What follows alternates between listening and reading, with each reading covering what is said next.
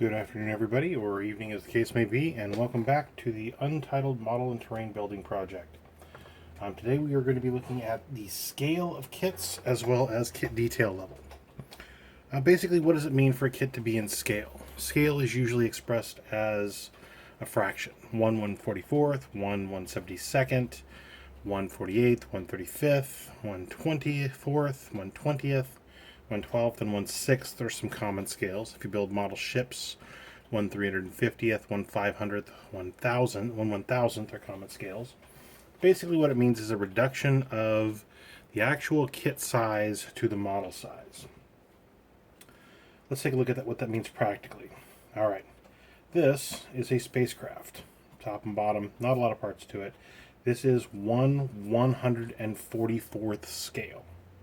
So what that means is this has been reduced 144 times from the actual size of the kit, or if it was really the actual size of the item.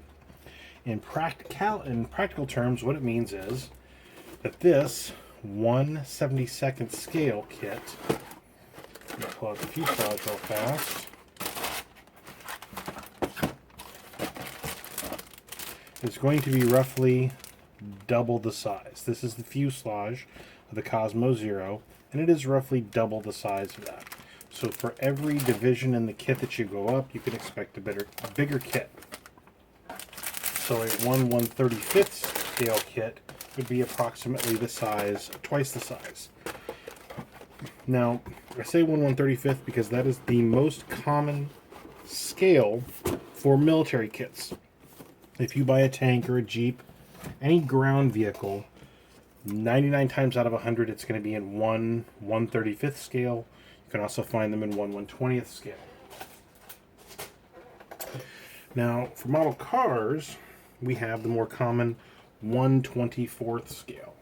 All the model cars that I've shown you thus far are 1/124th scale. And basically what that means is it is 1/24th the size of an actual car. Most model airplane kits that you're going to find are 1/48th scale. This is a 1/48th scale F-16 Fighting Falcon. I believe this one is a Block 40. It's a little dirty. We can also take a look at some of the kit detail. If you want to look at the cockpit there, which I believe I need to get my extra light source in here. Forgive the relative noobish of this. But you can see that there's actually quite a lot of detail in that cockpit. I took some time to make sure that it looked good. I don't know. Let's see. Still trying to focus on the background. There we go. You can see that there's actually quite a lot of going on in that cockpit. And that's kit detail, and we'll get into that in a bit. So this is a 1/48th scale kit. This is a 1/24th scale kit. So roughly, this is about twice as large as it should be to be in proper scale with this aircraft. So this car should actually be about that big in order to be in scale with this aircraft. 1/20th scale. On the 1/20th scale, the Falk, which I've shown you before, is a 1/20th scale kit. Now there's actually a lot of difference in scale. You can see that's the seat there for the 1/24th scale kit. This is the pilot in the seat for the 1/20th scale kit. It's pretty big. There's a pretty big difference there. That's not a true scalability. This is a fantasy kit. This is a real item.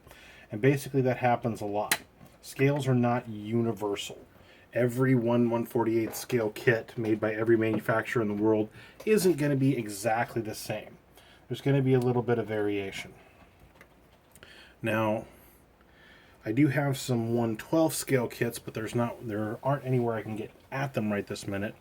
And 1/12 scale kits are going to have figures roughly the size of a regular action figure. If you had G.I. Joes or any of those things, that's roughly the size of a 12 scale kit.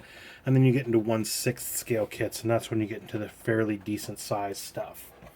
But the scale of your kit simply is a way to determine what other kits are going to go with it. Like this F-16, you saw the F-14 Tomcat that I have, and the F-15 Okay, Slam Eagle, those are both the same scale as this, so when they're done, they will roughly be the same size. So I can make a nice display. Let's go ahead and put this guy back here. And that is a very quick rundown of scale. If you have questions about scale, please feel free to ask, and I'll answer your questions either in another video or in the comments. And I'm going to move this light over a little bit more here. Which brings us to kit detail. This is about a $25 Revell Monogram 427 Super Comp or Super Cobra. It is a very basic kit. It has an engine. It's a level 2 kit. And as you can see, parts like to fall off of it because it was recently squished. More's the pity. So we're going to leave that off for now. As you can see on this level 2 scale kit, this is actually a 2-3, there's a fair amount of detail here. You have a complete undercarriage exhaust system, and you have an engine, intercooler, all this different stuff. The steering does not move. Fairly well detailed. You can, if you look in there, you're going to have a dashboard in there. There we go. You got a nice dashboard in there. Little gauges. Let's put the steering wheel back in. That's the problem with painting things in the dash black. There we go. Now, you notice these two little holes drilled here? Those do not come that way in the kit. I had to drill those so that I could put the roll bar in. And it's a very nice kit. I mean, it wasn't expensive. I put some work into it and I got a very good result in it. This is not a $75 kit. They do make a $75 version of this. It's no longer available. You have to hunt for it. But it's not going to be, if you take the time to put the detail into the kit, you're going to get the detail out. Now, is that 100% universally true? No, it's not. Some kits are just garbage. That's true of every kit. You will spend good money on kits and have them be just junk. There's nothing you can do about it. You have no recourse. It's just kind of a live and learn thing. You take that kit and you turn it into a parts kit and you move on. Since this doesn't want to stay in here, we're going to take a little daub of our Model Master liquid cement, our middle tube, and we'll put a drop there. We're going to put a drop there.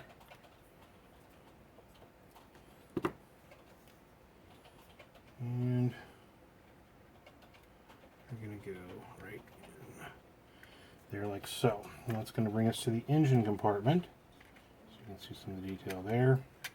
This has a fairly detailed engine compartment, and I've done a little bit of work on it. I put a little bit of paint in it. I did a good job assembling it, but it was all molded in chrome. I didn't want to take a huge amount of time to scrape all the paint off. I did clean up the engine block and paint it the proper color, but in general, it's just a basic kit. There's nothing really crazy. So let's take a look at our second kit detail level. This is a Mustang Boss 302, done in Ford blue with the black highlights. I love this kit. This is just a gorgeous kit. I have the front damper on. I did the all the side turn signals and stuff. I did a very nice job on the tail end, I think. Highlighted the Mustang there. Very pretty kit. You can get a decent idea of the interior. Didn't do much with it. I could have done a lot more with the interior. In fact, the interior of this car would have been better in white. And we're going to go ahead and remove the hood. This chrome detail is not included in the kit. There's chrome around the rest of it, but there's no chrome detail there. What that is aluminum foil tape that you can get in any hardware store, and I put that on. And you will notice, if we're very lucky here and get a good shot, there is some bunching in the decals right at the little hood scoop here. That's normal for this level of kit because the decals aren't really well sculpted. Which brings us to our engine. This is a much more detailed engine. We have a complete engine bay. We did some wiring. We've got our decals. We even went in and lined in the top of the header covers. There's a lot more detail on this engine. Something you can look at and show off and be very proud of.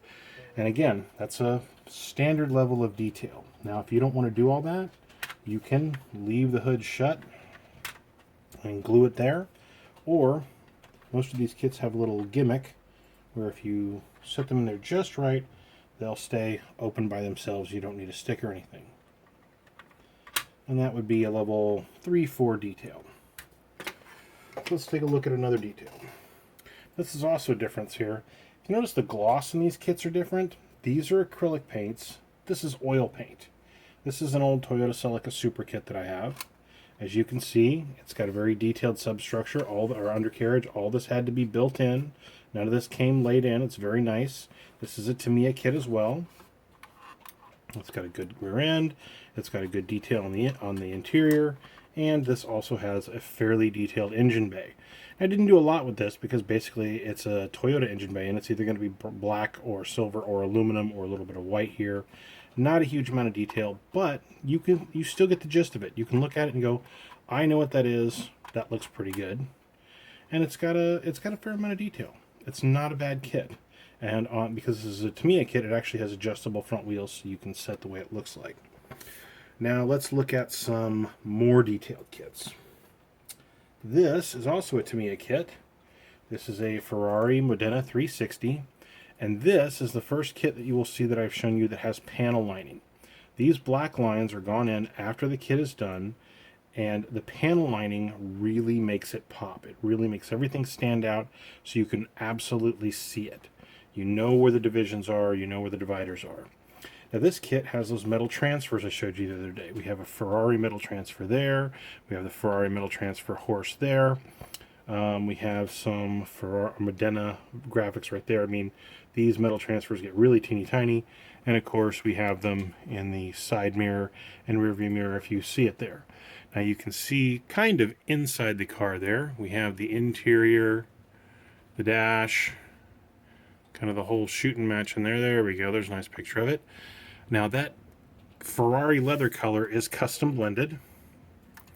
And on the back here we have a typically very detailed engine bay with Ferrari, and I put a lot of effort into that. And the Ferrari emblems, oops, gotta get it in focus there. Ferrari emblems on top of the header covers are actually more of those metal transfers. But I really like this kit.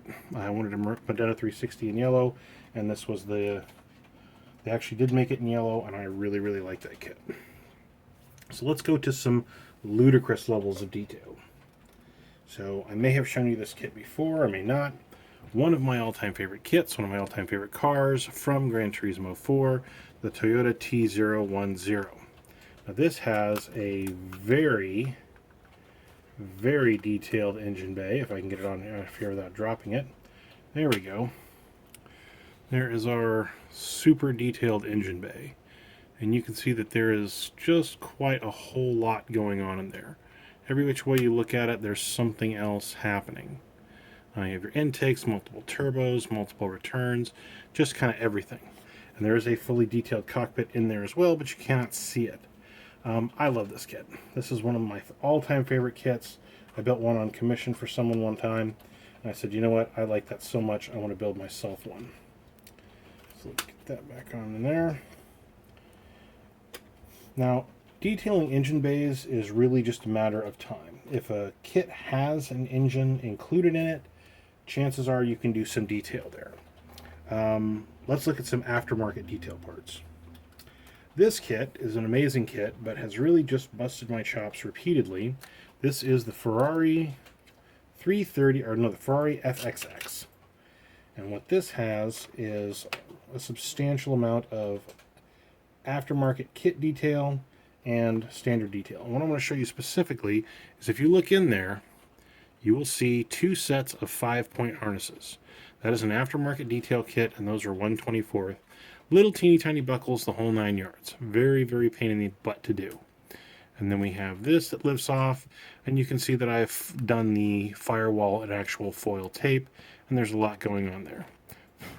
This one still isn't finished because it is just a nauseating level of detail. And it has these nice DeLorean doors. Now I did it in this gray because I got sick of red and yellow Ferraris, and I think it turned out quite well. But it's a finicky kit. It doesn't like to stay together. It likes to come apart. Now, with this Ferrari FXX, really every single body part is its own individual construction. Now look at that. The wheel just popped off. That's why I don't like this kit. I don't like this kit, and this kit doesn't like me. We do not get along at all. And I just about had enough of it. So we'll have to put that back together at some other point. So let's see some other detail. Now, one of the big details that you'll find in kits is aftermarket metal parts. And what do I mean by that? Let's see if we can get a good shot in there. I don't think we can. You might be able to get a little bit of a shot in the tire there and see that there are cut relief. Yeah, you can see a couple little crescent moons. There's actually die cut metal brake calipers or brake rotors in there. We have some actual metal for the intercooler, and this also has a 5-point seatbelt harness in it. And all of that is aftermarket detail. Now this is one of those kits with the really nice metal base that I told you about. I showed you the Mercedes-Benz the other day. Now also, all these little things right here, I'll get a good picture of one. Right there, that little thing right there. That is metal. It is made of 3 parts and it is hand folded to make the retaining clip. That's also metal transfer. But yeah, there's about 17 of these on here, and those are all done by hand. So yeah, just a very, very large level of detail. Something that you can decently get into. But it all depends on how much you want to do. We have a very basic detailed kit here, a very basic detailed kit here, going on to actually putting some wiring into the motor. We have a very, very detailed engine bay, another very, very detailed engine bay, detailed cockpits. It just depends on how much effort that you want to put into the kit. All of these are good kits. I've learned to love them, except for this one. I really hate this one. But it's all a matter of how much effort you want to put into the kit. We could take that little 157 Chevy, that little 57 Chevy Coupe that I showed you the other day, and realistically, we could turn it into this or this without the engine bay if we decided to put the effort into it. It would not be that difficult. If you look around, you can probably find some kits online for aftermarket engine bays for that kit and aftermarket hoods. You would literally cut the hood out and redo the car yourself. That's a basic understanding of scales. For half the scale, the kit doubles in size, and if it's 1/20th, then it is 1/20th scaled down. Now, it's not a direct divide by 20 units. It's 1/20th of the total of that thing. If you want some detailed questions again on the math on that, hit me in the comments. I will let you know. Also, I'd like to take this opportunity to announce that we're going to have a contest on this channel. It's a new channel. All new channels have to have a contest, so here's the contest. When we reach 100 subscribers, we will give away a $50 Amazon gift certificate. That is for the... Once we get 100 subscribers, we will pick one at random. But again, today we talked about kit scale, we talked about kit detail, and that's all we're going to cover for today. Thank you very much again for joining us, and see you next time.